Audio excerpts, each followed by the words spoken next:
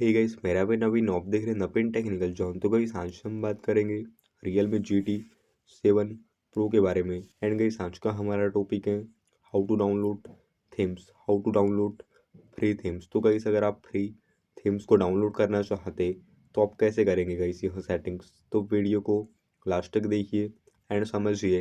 And अभी तक आपने हमारे चैनल को सब्सक्राइब नहीं किया है तो प्लीज़ सब्सक्राइब कर दीजिएगा। तो आप सेटिंग्स ओपन कर दीजिएगा एंड नीचे में आप फ्री थीम्स के ऑप्शन पे क्लिक कर दीजिएगा। थीम्स के ऑप्शन पे कहीं क्लिक कर दीजिएगा तो यहाँ पे आपको वॉलपेपर से स्टाइल पे जाना है एंड नीचे में थीम्स के ऑप्शन पे क्लिक कर देना है। तो यहाँ पे आपको डिफ़ॉल्ट में कुछ थीम्स दी जाती है तो आप इसे सेलेक्ट करके अप्लाई कर सकते हैं। ओपन थीम स्टोर्स की बात करें तो यहाँ से आप इंटरनेट ऑन करके डाटा ऑन करके यहाँ से आप कोई भी फ्री थीम्स को बहुत ही आसानी तरीके से डाउनलोड कर सकते हैं। तो गाइस ये था आज का हमारा टॉपिक।